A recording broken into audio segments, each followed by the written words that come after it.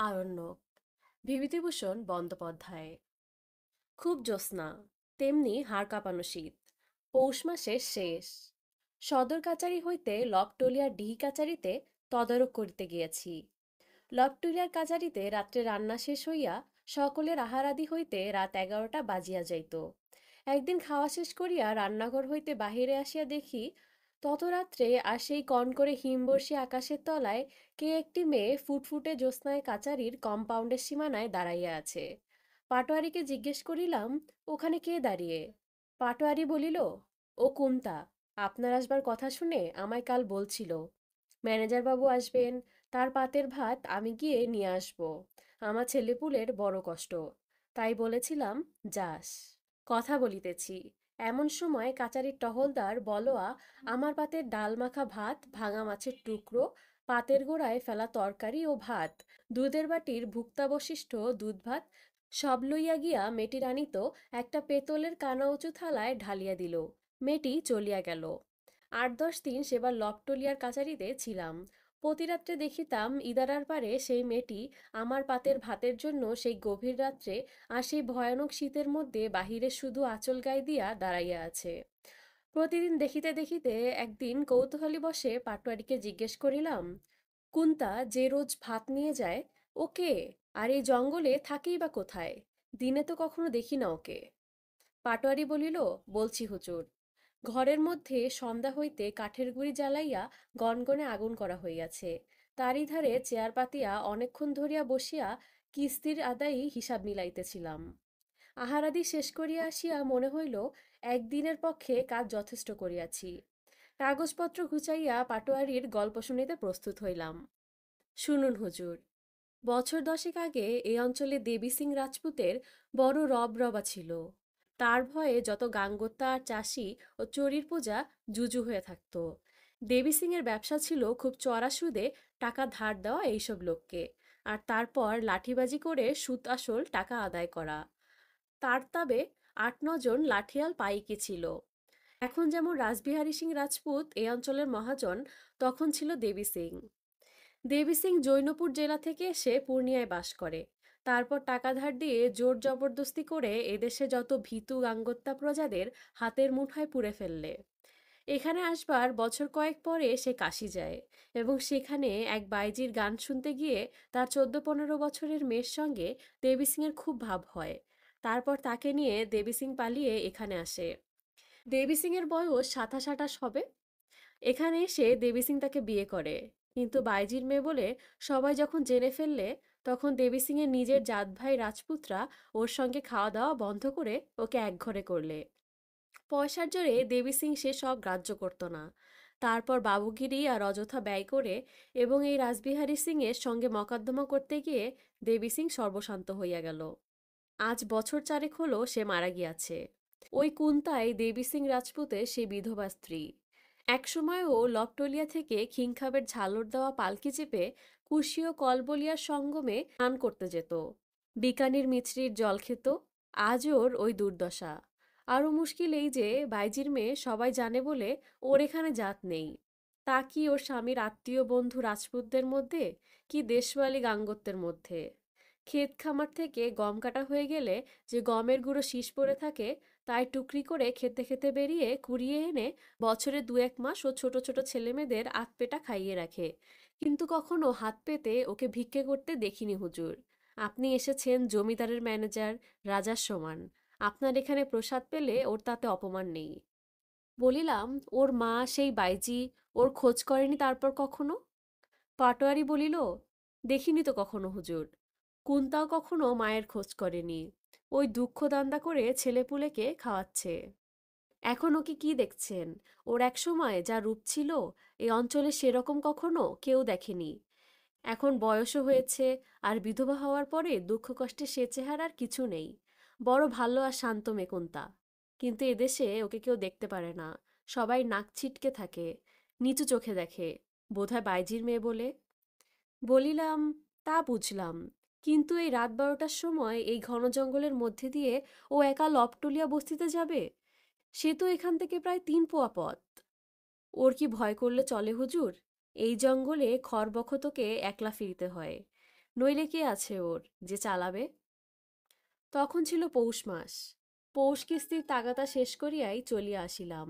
মাঘ মাসের মাঝামাঝি আরেকবার একটা ক্ষুদ্র চুরিমহাল ইজারা দিবার উদ্দেশ্যে লবটলিয়া যাওয়ার প্রয়োজন হইয়াছিল।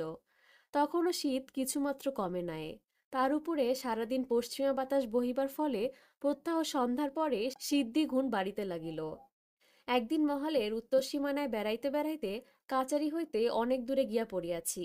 সেদিকটাতে বহুদূর পর্যন্ত শুধু কুল গাছের জঙ্গল। এইসব জঙ্গল জমা লইয়া ছাপড়া ও মজফরপুর জেলার কলোয়ার জাতীয় লোকে লাক্ষার চাষ করিয়া বিস্তর পয়সা উপার্জন করে। কুলের জঙ্গলের মধ্যে প্রায় পথ ভুরিবার উপক্রম করিয়াছি, এমন সময় হঠাৎ একটা নারী কণ্ঠে আর্তক্রন্দনের শব্দ, বালক বালিকার গলার চিৎকার ও কান্না এবং কর্কশ পুরুষ কণ্ঠে গালিগালাজ শুনিতে পাইলাম। কিছুদূর অগ্রসর হইয়া দেখি একটি মেয়েকে লাক্ষার ইজারাদারের চাকরেরা চুলের মুঠি ধরিয়া টানিয়া লইয়া আসিতেছে।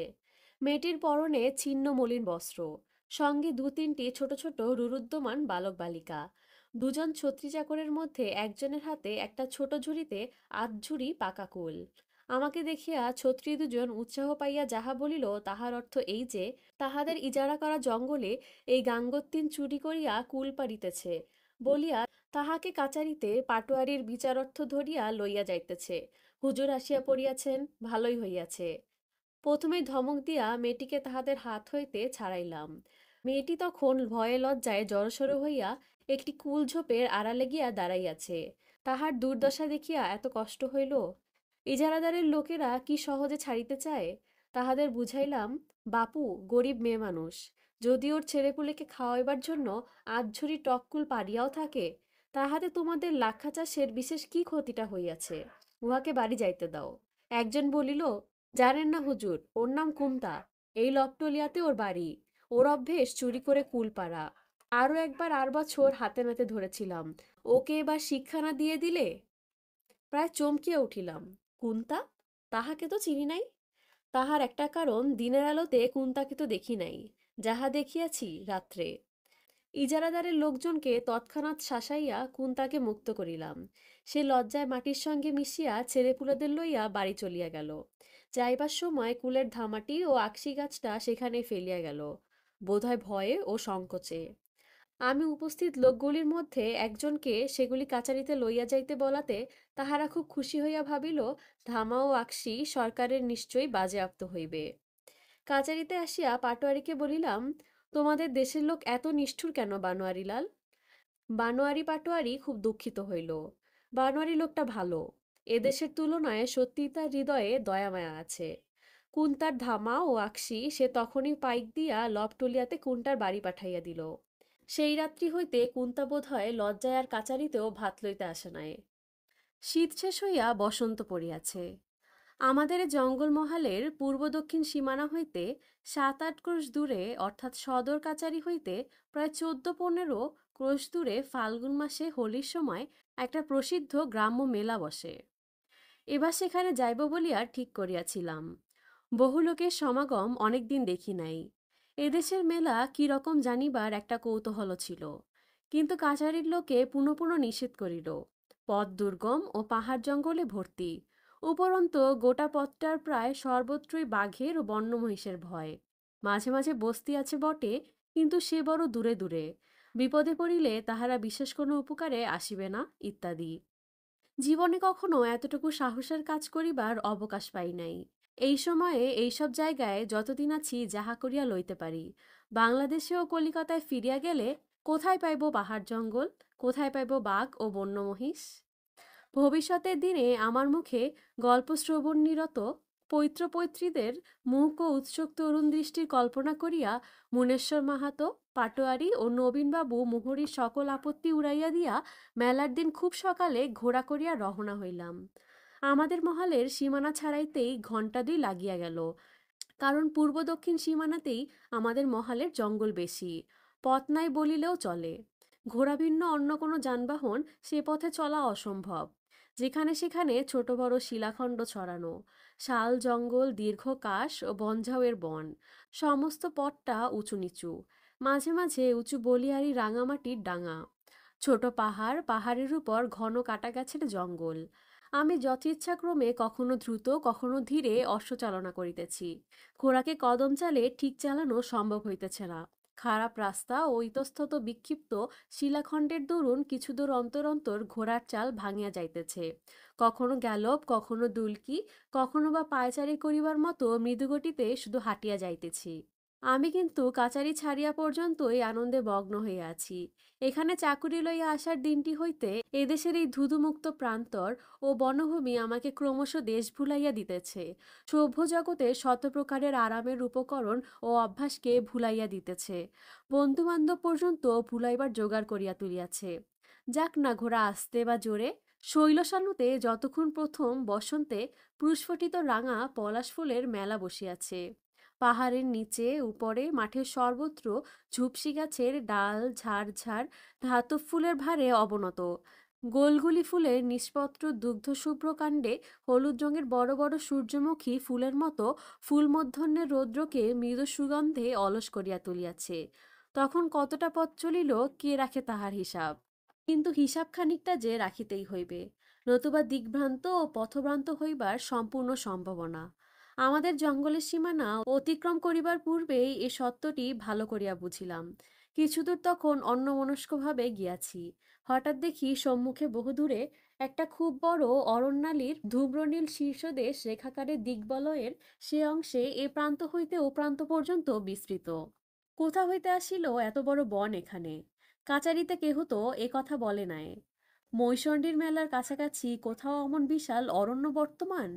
পরক্ষণেই ঠাহর করিয়া বুঝিলাম পথ হারাইয়াছি। সম্মুখের বনরেখা মোহনপুরা রিজার্ভ ফরেস্ট না হইয়া যায় না, যাহা আমাদের কাচারি হইতে খাড়া উত্তর পূর্ব কোণে অবস্থিত। এসব দিকে চলতি বাধা পথ বলিয়া কোনো জিনিস নাই। লোকজনও কেহ বড় একটা হাঁটে না। তাহার উপর চারিদিকে দেখিতে ঠিক একই রকম, সেই এক ধরনের ডাঙা, এক ধরনের গোলগলি ও ধাতব ফুলের বন। সঙ্গে সঙ্গে আছে চড়া রৌদ্রের কম্পমান তাপতরঙ্গ। দিকভুল হইতে বেশিক্ষণ লাগে না আনাড়ি লোকের পক্ষে। ঘোড়ার মুখ আবার ফিরাইলাম। হুঁশিয়ার হইয়া গন্তব্যস্থানের অবস্থান নির্ণয় করিয়া একটা দিকচিহ্ন দূর হইতে আন্দাজ করিয়া বাছিয়া লইলাম। অকুল সমুদ্রে জাহাজ ঠিক পথে চাল না, অনন্ত আকাশে অ্যারোপ্লেনের পাইলটের কাজ করা, আর এইসব অজানা সুবিশাল পথহীন বনপ্রান্তরে অশ্বচালনা করিয়া তাকে গন্তব্যস্থানে লইয়া যাওয়া প্রায় একই শ্রেণীর ব্যাপার। অভিজ্ঞতা যাহাদের আছে তাহাদের এ কথার সত্যতা বুঝিতে বিলম্ব হইবে না। আবার রৌদ্রদগ্ধ নিষ্পত্র গুল্মরাজি, আবার বনকুসুমের মৃদমধুর গন্ধ, আবার অনাবৃত শিলস্তূপ সদৃশ প্রতীয়মান গণ্ডশৈলীমালা, আবার রক্তপলাশের শোভা। বেলা বেশ চড়িল। জল খাইতে পাইলে ভালো হইত। ইহার মধ্যে মনে হইল, কারো নদী ছাড়া এ পথে কোথাও জল নাই, জানি। এখনো আমাদের জঙ্গলেরই সীমা কতক্ষণে ছাড়াইব ঠিক নাই। কারো নদী তো বহুদূর। এ চিন্তার সঙ্গে তৃষ্ণা যেন হঠাৎ বাড়িয়া উঠিল। মুকুন্ডি চাকলাদারকে বলিয়া দিয়াছিলাম আমাদের মহালের সীমানায় সীমানা জ্ঞাপক বাবলা কাঠের খুঁটি বা মহাবীরের দবজার অনুরূপ যাহা কিছু পুঁতিয়া রাখে। এ সীমানায় কখনো আসি নাই। দেখিয়া বুঝিলাম চাকলাদার সে আদেশ পালন করে নাই। ভাবিয়াছে এই জঙ্গল ঠেলিয়া কলিকাতার ম্যানেজার বাবু আর সীমানা পরিদর্শনে আসিয়াছেন। তুমিও যেমন, কে খাটিয়া মরে। যেমন আছে তেমনই থাকুক। পথের কিছু দূরে আমাদের সীমানা ছাড়াইয়া এক জায়গায় ধোঁয়া উঠিতেছে, দেখিয়া সেখানে গেলাম। জঙ্গলের মধ্যে একদল লোক কাঠ পুড়াইয়া কয়লা করিতেছে।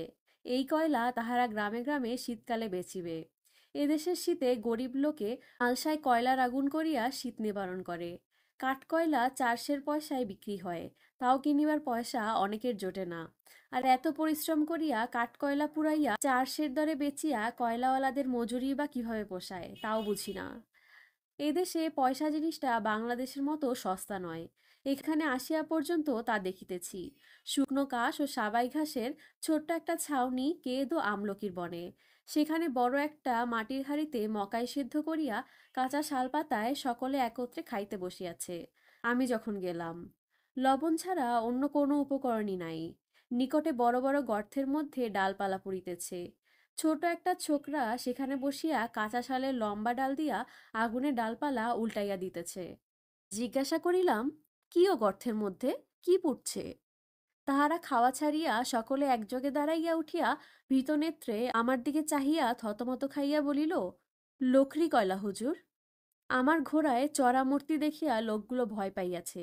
বুঝিলাম আমাকে বন বিভাগের লোক ভাবিয়াছে। এসব অঞ্চলের বন গভর্নমেন্টের খাসমহলের অন্তর্ভুক্ত। বিনা অনুমতিতে বন কাটা কি কয়লা পোড়ানো বেআইনি। তাহাদের আশ্বস্ত করিলাম আমি বন বিভাগের কর্মচারী নই, কোনো ভয় নাই তাদের, যত ইচ্ছা কয়লা করুক। একটু জল পাওয়া যাবে এখানে? খাওয়া ফেলিয়া একজন ছুটিয়া গিয়া মাজা ঝকঝকে জামবাটিতে পরিষ্কার জল আনিয়া দিল। জিজ্ঞাস করিয়া জানিলাম কাছেই বনের মধ্যে ঝর্ণা আছে, তার জল। ঝর্ণা? আমার কৌতূহল হইল। ঝর্ণা কোথায়? শুনি নাই তো এখানে ঝর্ণা আছে। উহারা বলিল, ঝর্ণা নাই হুজুর, উনই। পাথরের গর্তে একটু একটু করে জল জমে, 1 ঘন্টায় আছড়ের জল হয়। খুব সাফা পানি, ঠান্ডাও বহুত। জায়গাটা দেখিতে গেলাম। কি সুন্দর ঠান্ডা বনবিথি। পাখিরা বোধ হয় এই নির্জন অরণ্যে শিলাতলে শরৎ বসন্তের দিনে কি গভীর নিশীথ রাত্রে জলকেলি করিতে নামে। বনের খুব ঘন অংশে বড় বড় পিয়াল ও কেদের ডালপালা দিয়া ঘেরা একটা নাবাল জায়গা। তলাটা কালো পাথরের। একখানা খুব বড় প্রস্তরবেদী যেন কালে ক্ষয় পাইয়া ঢেকির গড়ের মতো হইয়া গিয়াছে, যেন খুব একটা বড় প্রাকৃতিক পাথরের খোঁড়া। তার উপর সপুষ্প পিয়াল শাখা ঝুপসি হইয়া পড়িয়া ঘনছায়ার সৃষ্টি করিয়াছে। পিয়াল ও শালমঞ্জরির সুগন্ধ বনের ছায়ায় ভুরভুর করিতেছে। পাথরের খোলে বিন্দু বিন্দু জল জমিতেছে। এইমাত্র জল তুলিয়া লইয়া গিয়াছে, এখনো 8-6 টাক জলও জমে নাই। উহারা বলিল, এ ঝর্ণার কথা অনেকে জানে না হুজুর। আমরা বনে জঙ্গলে খড়বখত বেড়াই, আমরা জানি। আরো মাইল 5 গিয়ে কারো নদী পড়িল। খুব উঁচু বালির পারে দুধারে অনেকটা খাড়া নিচে নামিয়া গেলে তবে নদীর খাত। বর্তমানে খুব সামান্যই জল আছে। দুপারে অনেক দূর পর্যন্ত বালুকাময় তীর ধুধু করিতেছে, যেন পাহাড় হইতে নামিতেছে মনে হইল। ঘোড়ায় জল পার হইয়া যাইতে যাইতে এক জায়গায় ঘোড়ার জিন পর্যন্ত আসিয়া ঠেকিল। রেখাবদ্ধ দলশুদ্ধ পা মরিয়া অতি সন্তপর্ণে পার হইলাম। ওপারে ফুটন্ত রক্তপলাশের বন, উঁচু নিচু রাঙা রাঙা শিলাখণ্ড, আর শুধুই পলাশ আর পলাশ, সর্বত্র পলাশ ফুলের মেলা। একবার দূরে একটা বনমহিষকে ধাতব ফুলের বন হইতে বাহির হইতে দেখিলাম। সেটা পাথরের উপর দাঁড়াইয়া পায়ের খুঁট দিয়া মাটি খুঁড়িতে লাগিল। ঘোড়ার মুখের লাগাম কষিয়া থমকাইয়া দাঁড়াইলাম। ত্রিসীমানায় কোথাও জনমানব নাই, যদি শিং পাতিয়া তাড়া করিয়া আসে। কিন্তু সৌভাগ্যের বিষয়, সেটা আবার পথের পাশের বনের মধ্যে ঢুকিয়া অদৃশ্য হইয়া গেল। নদী ছাড়িয়া আরো কিছু দূর গিয়া পথের দৃশ্য কি চমৎকার! তবুও তো দিন দুপুর ঝাঝা করিতেছে। অপরাহ্নের ছায়া নাই, রাত্রির জ্যোৎস্নালোক নাই। কিন্তু সেই নিস্তব্ধ খররৌদ্র মধ্যাহ্নে বাঁদিকে বনাবৃত দীর্ঘ শৈলমালা, দক্ষিণে লৌহপ্রস্তর ও পায়োরাইট ছড়ানো উঁচু নিচু জমিতে শুধুই শুভ্রকাণ্ড গোলগলি ফুলের গাছ ও রাঙা ধাতব ফুলের জঙ্গল। সেই জায়গাটা সত্যি একেবারে অদ্ভুত। অমন রুক্ষ অথচ সুন্দর, পুষ্পাকীর্ণ অথচ উদ্দাম ও অতিমাত্রায় বন্যভূমিশ্রী দেখি নাই কখনো জীবনে। আর তার উপর ঠিক দুপুরে খাখা রৌদ্র। মাথার উপরের আকাশ কি ঘন নীল! আকাশে কোথাও একটা পাখি নাই। শূন্য মাটিতে বন্য প্রকৃতির বুকে কোথাও একটা মানুষ বা জীবজন্তু নাই। নিঃশব্দ ভয়ানক নিরালা। চারিদিকে চাহিয়া প্রকৃতির এই বিজন রূপলীলার মধ্যে ডুবিয়া গেলাম। ভারতবর্ষে এমন জায়গা আছে, জানিতাম না তো। এই যেন ফিল্মে দেখা দক্ষিণ আমেরিকার আরিজোনা বা নাভাজো মরুভূমি, কিংবা হডসনের পুস্তকে বর্ণিত গিলা নদীর অববাহিকা অঞ্চল। মেলায় পৌঁছাইতে বেলা 1টা বাজিয়া গেল। প্রকাণ্ড মেলা। যে দীর্ঘ শৈলশ্রেণী পথের বাধারে আমার সঙ্গে সঙ্গে ক্রোশ 3 ধরিয়া চলিয়া আসিতেছিল, তারই সর্বদক্ষিণ প্রান্তে ছোট একটা গ্রামের মাঠ। পাহাড়ের ঢালুতে চারিদিকে শাল পলাশের মধ্যে এই মেলা বসিয়াছে। মহিষারি, করারি, তিনটাঙা, লছমনিয়াটোলা, ভীমদাসটোলা, মহাখালী রূপ প্রভৃতি দূরের নিকটের নানা স্থান হইতে লোকজন, প্রধানত মেয়েরা আসিয়াছে। তরুণী বর্ণ মেয়েরা আসিয়াছে চুলে পিয়াল ফুল কি রাঙা ধাতব ফুল গুজিয়া। কারো কারো মাথায় বাঁকা খোপায় কাঠের চিরুনি আটকানো, বেশ সুঠাম সুললিত। লাবণ্য ভরা দেহের গঠন প্রায় অনেক মেয়েরই। তারা আমোদ করিয়া খেল পুতির দানার মালা, সস্তা জাপানি কি জার্মানি সাবানের বাক্স, বাঁশি, আয়না, অতিবাজি অ্যাসেন্স কিনিতেছে। পুরুষেরা 1 পয়সায় 10টা কালি সিগারেট কিনিতেছে। ছেলেমেয়েরা তিলুয়া, রেউরি, রামদানার লাড্ডু ও তেলে ভাজা খাজা কিনিয়া খাইতেছে। হঠাৎ মেয়ে মানুষের গলায় আত্মকারনার স্বর শুনিয়া চমকিয়া উঠিলাম। একটা উঁচু পাহাড়ি ডাঙায় যুবক যুবতীরা ভিড় করিয়া দাঁড়াইয়া হাসি খুশি গল্পগুজব আদর আপ্যায়নে মত্ত ছিল। কান্নাটা ঠিক সেখান হইতেই। ব্যাপার কি, কেহ কি হঠাৎ পঞ্চত্ব প্রাপ্ত হইল? একজন লোককে জিজ্ঞেস করিয়া জানিলাম তা নয়, কোন একটি বধূর সহিত তার পিতৃলয় গ্রামের কোন মেয়ের সাক্ষাৎ হইয়াছে। এদেশের রীতি নাকি এইরূপ। গ্রামের মেয়ে বা কোনো প্রবাসিনী সখী কুটুম্বিনী বা আত্মীয়ার সঙ্গে অনেকদিন পরে দেখা হইলে উভয়ে উভয়ের গলা জড়াইয়া মরা কান্না জুড়িয়া দিবে। অনভিজ্ঞ লোকে ভাবিতে পারে উহাদের কেহ মরিয়া গিয়াছে। আসলে ইহা আদর আপ্যায়নের একটা অঙ্গ। না কাঁদিলে নিন্দা হইবে। মেয়েরা বাপের বাড়ির মানুষ দেখিয়া কাঁদে নাই, অর্থাৎ তাহা হইলে প্রমাণ হয় যে স্বামী গৃহে বড়ই সুখে আছে। মেয়ে মানুষের পক্ষে ইহা নাকি বড়ই লজ্জার কথা। এক জায়গায় বইয়ের দোকানে চটের থলের উপর বই সাজাইয়া বসিয়াছে। হিন্দি গলেব কাওলি, লয়লা মজনু, বেতাল পঁচিশি, প্রেমসাগর ইত্যাদি। প্রবীণ লোকে কেহ কেহ বই উল্টাইয়া পাল্টাইয়া দেখিতেছে। বুঝিলাম বুক স্টলে দণ্ডেয়মান পাঠকের অবস্থা আনাতোল ফ্রান্সের প্যারিসেও যেমন, এই বর্ণদেশে করারি তিনটাঙার হোলির মেলাতেও তাহাই। বিনা পয়সায় দাঁড়াইয়া পড়িয়া লইতে পারিলে কেহ বড় একটা বই কেনে না। দোকানির ব্যবসা বুদ্ধি কিন্তু বেশ প্রখর। সে জৈনক তন্ময় চিত্র পাঠককে জিজ্ঞাস করিল, কেতাব কিনবে কি, না হয়তো রেখে দিয়ে অন্য কাজ দেখো। মেলা স্থান হইতে কিছু দূরে একটা শালবনের ছায়ায় অনেক লোক রাধিয়া খাইতেছে। ইহাদের জন্য মেলায় একটা অংশে তরিতরকারির বাজার বসিয়াছে। কাঁচা শাল পাতার ঠোঙায় শুটকি, কুচো চিংড়ি ও নালসে পিঁপড়ার ডিম বিক্রয় হইতেছে। লাল পিঁপড়ের ডিম এখানকার একটি প্রিয় সুখাদ্য। তাছাড়া আছে কাঁচা পেঁপে, শুকনো কুল, কেতফুল, পেয়ারা ও বুনো সিম। হঠাৎ কাহার ডাক কানে গেল, ম্যানেজার বাবু। চাহিয়া দেখি ভিড় ঠেলিয়া লবটলিয়ার পাটোয়ারির ভাই ব্রহ্মা মাহাতো আগাইয়া আসিতেছে। হুজুর, আপনি কখন এলেন, সঙ্গে কে? বলিলাম, ব্রহ্মা এখানে কি মেলা দেখতে? না হুজুর, আমি মেলার ইজারাদার। আসুন আসুন, আমার তাঁবুতে চলুন, একটু পায়ের ধুলো দেবেন। মেলার একপাশে ইজারাদারের তাঁবু। সেখানে ব্রহ্মা খুব খাতির করিয়া আমায় লইয়া গিয়া একখানা পুরনো বেন্টুর চেয়ারে বসাইল। সেখানে একজন লোক দেখিলাম। অমন লোক বোধহয় পৃথিবীতে আর দেখিব না।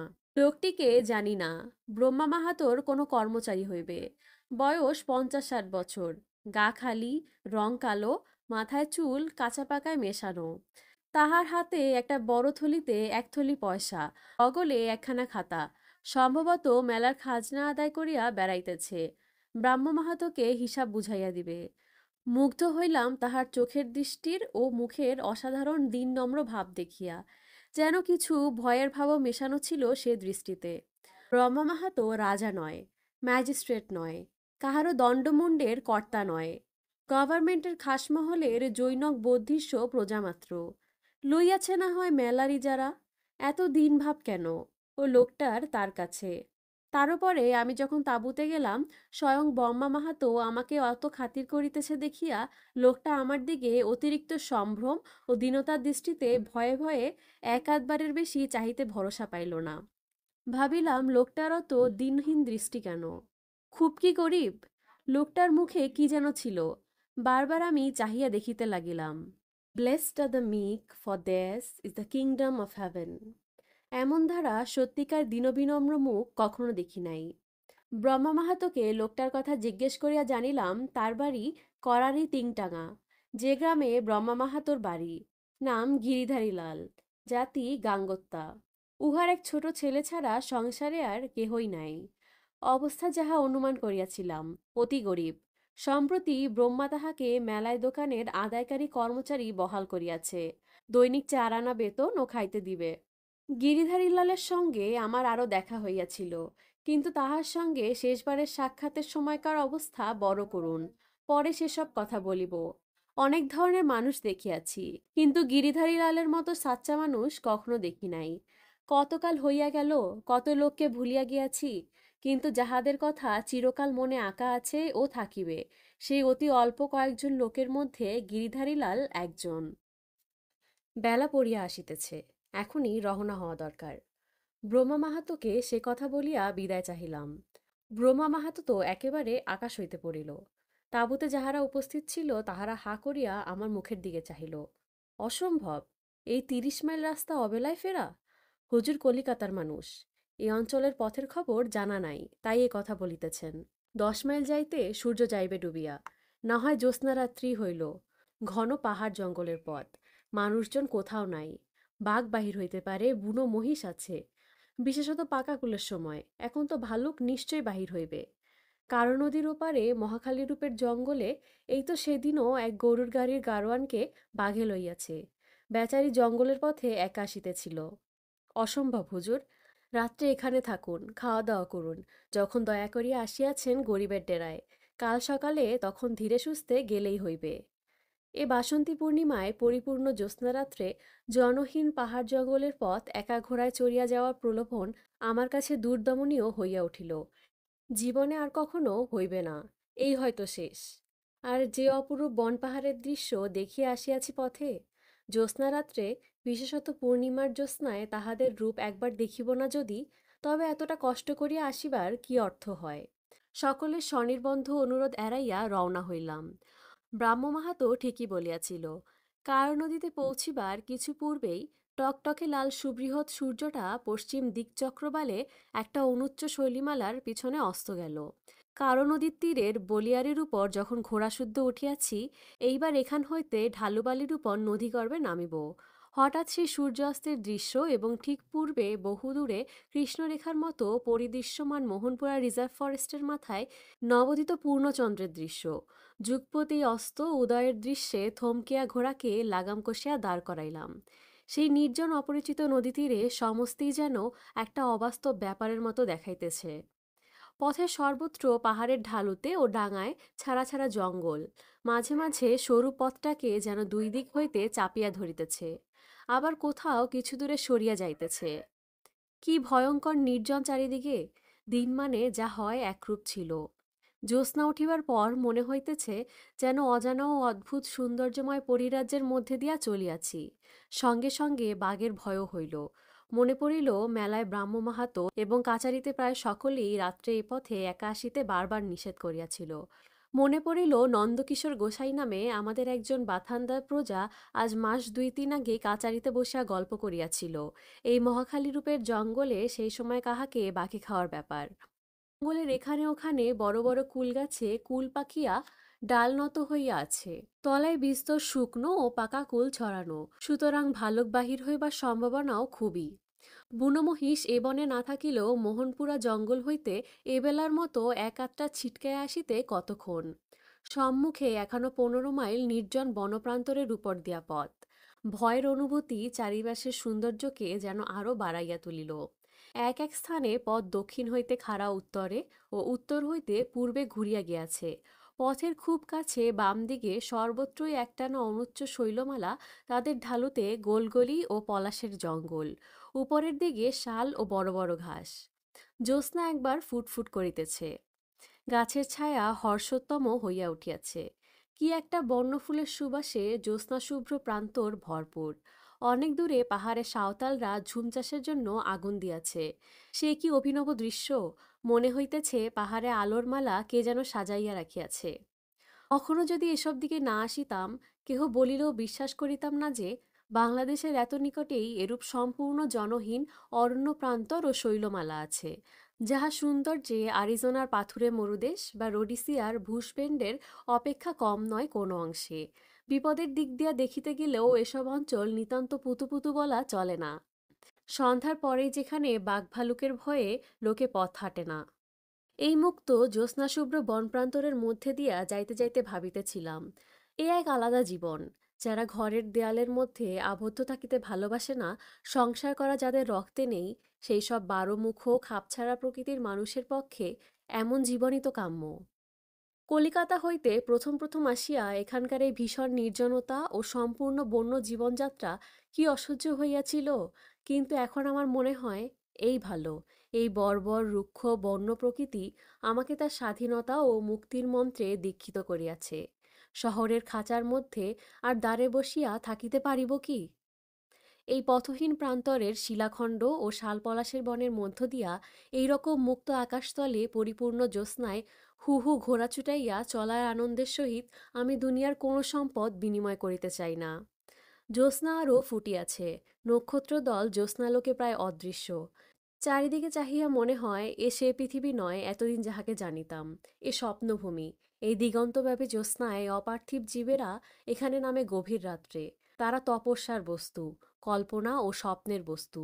বনের ফুল যারা ভালোবাসে না, সুন্দরকে চেনে না, দিগ্বলয় রেখা যাদের কখনো হাতছানি দিয়া ডাকে নাই, তাদের কাছে এ পৃথিবী ধরা দেয় না কোনো কালেই। মহালিখা রূপের জঙ্গল শেষ হইতেই মাইলচার গিয়া আমাদের সীমানা শুরু হইল। রাত প্রায় ৯টার সময়ে কাচারি পৌঁছিলাম।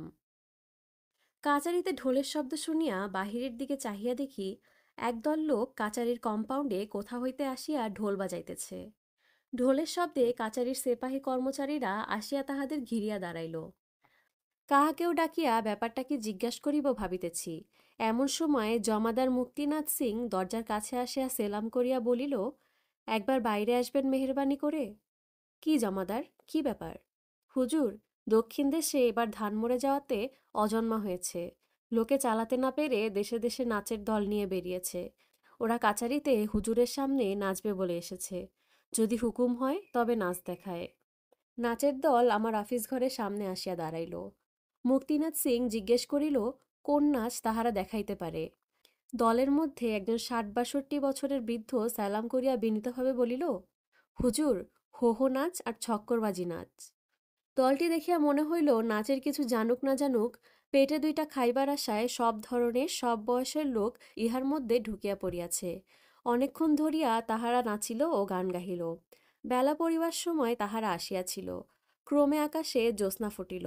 তখনও তাহারা ঘুরিয়া ঘুরিয়া হাত ধরিয়া নাচিতেছে ও গান গাহিতেছে। অদ্ভুত ধরনের নাচ ও সম্পূর্ণ অপরিচিত সুরের গান। এই মুক্ত প্রকৃতির বিশাল প্রসার ও এই সভ্য জগৎ হইতে বহুদূরে অবস্থিত নিভৃত বনে আবেষ্টনীর মধ্যে এই দিগন্ত পরিপ্লবী ছায়াবিহীন জ্যোৎস্নালোকে এই নাচ গানই চমৎকার খাপ খায়। একটি গানের অর্থ এইরূপ: শিশুকালে বেশ ছিলাম। আমাদের গ্রামের পেছনে যে পাহাড়, তার মাথায় কেতবন। সেই বনে কুড়িয়া বেড়াইতাম পাকা ফল, গাঁথতাম পিয়াল ফুলের মালা। দিন খুব সুখেই কাটত। ভালোবাসা কাকে বলে তা তখন জানতাম না। ৫ নহরী ঝর্ণার ধারে সেদিন করড়া পাখি মারতে গিয়াছি। হাতে আমার বাঁশের নল ও আঠাকাঠি। তুমি কুসুম রঙে ছাপানো শাড়ি পরে এসেছিলে জল ভরতে। দেখে বললে, ছি, পুরুষ মানুষে কি ৭ নলি দিয়ে বনের পাখি মারে? আমি লজ্জায় ফেলে দিলাম বাঁশের নল, ফেলে দিলাম আঠাকাঠির তারা। বনের পাখি উড়ে গেল, কিন্তু আমার মন পাখি তোমার প্রেমের ফাঁদে চিরদিনের মতো যে ধরা পড়ে গেল। আমায় ৭ নরি ছেলে পাখি মারতে বারণ করে এ কি করলে তুমি আমার? কাজটা কি ভালো হলো সখী? ওদের ভাষা কিছু কিছু বুঝি, কিছু বুঝি না। গানগুলি সেই জন্যই বোধহয় আমার কাছে আরও অদ্ভুত লাগিল। এই পাহাড় ও পিয়াল বনের সুরে বাঁধা এদের গান এখানেই ভালো লাগিবে। ইহাদের দক্ষিণা মাত্র ৪ আনা পয়সা। কাছারির আমলারা এক বাক্যে বলিল, হুজুর, তাই অনেক জায়গায় পায় না। বেশি দিয়ে ওদের লোভ বাড়াবেন না, তাছাড়া বাজার নষ্ট হবে। যা রেট তার বেশি দিলে গরিব গেরস্তেরা নিজেদের বাড়িতে নাচ করাতে পারবে না হুজুর। অবাক হইলাম। ২-৩ ঘণ্টা প্রাণপণে খাটিয়াছে। কমসে কম ১৭-১৮ জন লোক, ৪ আনা ইহাদের জন পিছু একটা করিয়া পয়সাও তো পড়িবে না। আমাদের কাচারিতে নাচ দেখাইতে এই জনহীন প্রান্তর ও বন পার করিয়া এত দূর আসিয়াছে। সমস্ত দিনের মধ্যে ইহাই রোজগার। কাছে আর কোনো গ্রাম নাই যেখানে আজ রাত্রে নাচ দেখাইবে। রাত্রে কাচারিতে তাহাদের খাওয়ার ও থাকার ব্যবস্থা করিয়া দিলাম। সকালে তাহাদের দলের সর্দারকে ডাকিয়া ২টি টাকা দিতে লোকটা অবাক হইয়া আমার মুখের দিকে চাহিয়া রইল। নাচ দেখিয়া খাইতে কেহই দেয় না, তাহার উপর আবার ২ টাকা দক্ষিণা। তাহাদের দলে ১২-১৩ বছরের একটি ছেলে আছে। ছেলেটির চেহারা যাত্রা দলের কৃষ্ণ ঠাকুরের মতো। এক মাথা ঝাঁকড়া ঝাঁকড়া চুল, ভারী শান্ত সুন্দর চোখ মুখ, কুচকুচে কালো গায়ের রং। দলের সামনে দাঁড়াইয়া সেই প্রথমে সুর ধরে ও পায়ে ঘুঙুর বাঁধিয়া নাচে যখন, ঠোঁটের কোণে হাসি মিলাইয়া থাকে। সুন্দর ভঙ্গিতে হাত দুলাইয়া মিষ্টি সুরে গায়, রাজা লিজিয়ে স্যালাম মায় পারদেসিয়া। শুধু ২টি খাইবার জন্য ছেলেটি দলের সঙ্গে ঘুরিতেছে। পয়সার ভাগ সে বড় একটা পায় না। তাও সে খাওয়া কি, চীনা ঘাসের দানা আর নুন। বড়জোর তার সঙ্গে একটু তরকারি, আলু পটল নয়, জংলি গুর্মি ফল ভাজা, নয়তো বাথুয়া শাক সিদ্ধ, কিংবা ধুদুল ভাজা। এই খাইয়াই মুখে হাসি সর্বদা লাগিয়া আছে। দিব্যি স্বাস্থ্য, অপূর্ব লাবণ্য সারা অঙ্গে। দলের অধিকারীকে বলিলাম, ধাতরিয়াকে রেখে যাও এখানে, কাচারিতে কাজ করবে আর থাকবে খাবে। অধিকারী সেই দাড়িওয়ালা বৃদ্ধ লোকটি, সেও এক অদ্ভুত ধরনের লোক। এই ৬২ বছরেও সে একেবারে বালকের মতো। বলিল, ও থাকতে পারবে না হুজুর, গায়ের সব লোকের সঙ্গে একসঙ্গে আছে, তাই ও ভালো আছে। একলা থাকলে মন কেমন করবে, ছেলে মানুষ কি থাকতে পারে? আবার আপনার সামনে ওকে নিয়ে আসবো হুজুর।